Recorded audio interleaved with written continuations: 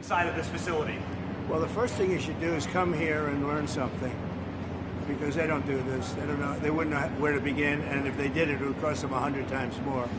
So I would say he should call the governor and Christie, and I'm sure you'd give him because his state is a disaster, and he doesn't do this. Well, they have the original Alcatraz, so you guys could approve him being able to set one of these up over there. I'm sure the secretary would be happy to do that and provide. So my sense is he's probably not going to bite on that, but I don't know that they'd be able to come in at cost because they tried to do this high-speed rail. They spent like 150 billion, no tracks. We've got a privately funded rail in Florida from Miami to Orlando. It costs the taxpayers zero, and it's very successful. So it's just a much different approach between states.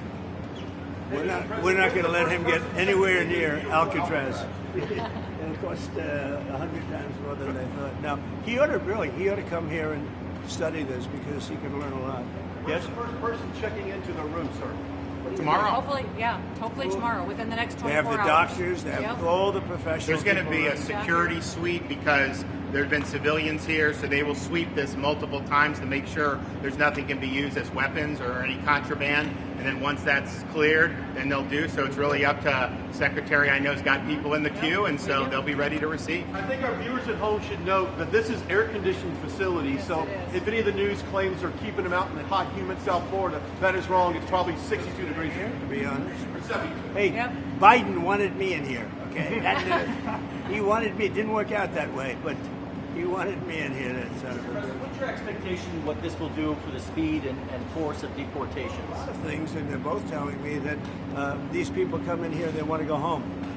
And they want to go home, so we immediately send them home, where it's appropriate. Now, if somebody's a real killer, we don't send them anywhere. We put them in a maximum security.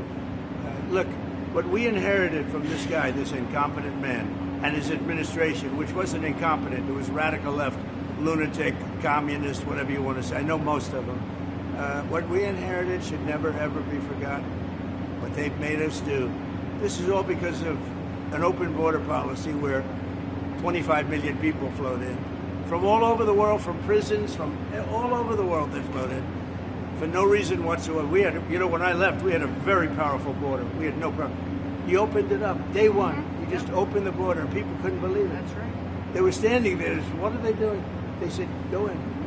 That's it. You look at the first day tapes. They opened it up and they said, go in. And that's where all of this began. But